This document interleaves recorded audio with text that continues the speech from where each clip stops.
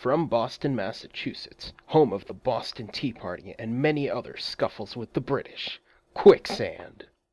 For your consideration for Bugglebots 2, I give you the perfect trifecta of power, entertainment, and attitude.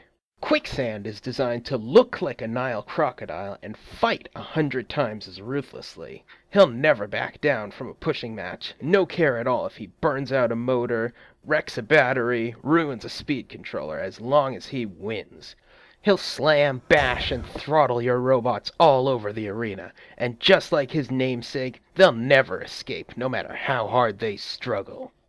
Quicksand started out life as a trilobite chassis, but right from the start I had big plans to make it stand out from the crowd.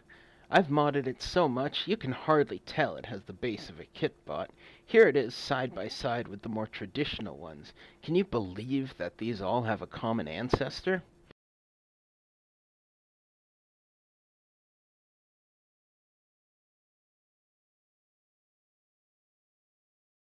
Here's a brief list of everything I made for it with my own two hands. Oh, and I lied. It's not brief.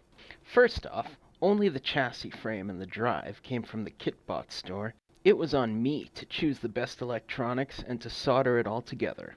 I've made the speed controller a lot more reliable by putting a blocker around the reset button so it can't get pressed by accident, and covering up the other known points of failure.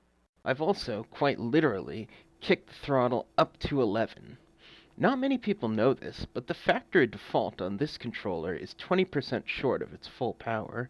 And as I've made clear, Quicksand does not hold back, so you know I've cranked it all the way up. I got a local bike shop to donate a tire from the trash bin, and I've used that to make armor that not only looks like croc skin, but also makes for an impenetrable bumper that spinners have tried and failed to get through many times. Underneath that, I've modded the standard wheel guard to keep it from folding in on the wheel if it gets damaged.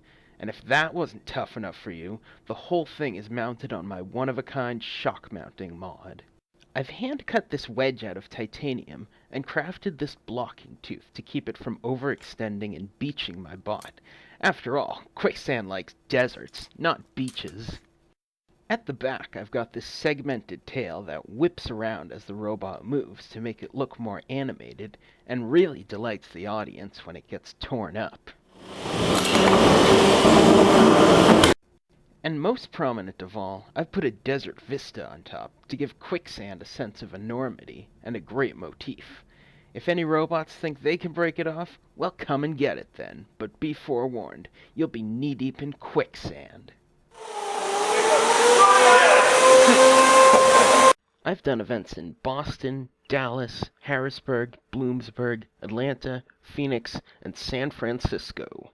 My level of success has varied, but one thing has remained constant. Quicksand is a crowd favorite. Just keep running the motor. Come on, Quicksand! It's a colorful robot with flair and character as vast as the Sahara Desert, the kind that turns heads wherever it goes.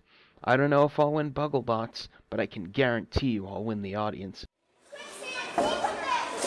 Especially the kids, and it can't be overstated just how important it is that we get the next generation interested in STEM. People have told me that I'm energetic, engaging, and kind to everyone I meet. I love to cosplay. I've got supplies ready to go for a new crocodile-themed outfit, and you can be the first ones to see it. Robot fighting has been my raison d'etre for a long time now. Heck, it even helped me get my new job earlier this year. I'm known on YouTube as Resetti's Replicas, where I replicate famous robots and have them fight each other, my way of paying tribute to the awesome bots that keep this sport going. I hope you'll consider giving me the opportunity to come across the Atlantic and put on a great show for all your Bugglebots fans. Super duper The tree is still upright! Thank you. Oh, and one more thing. If you think you can beat me, you're in denial.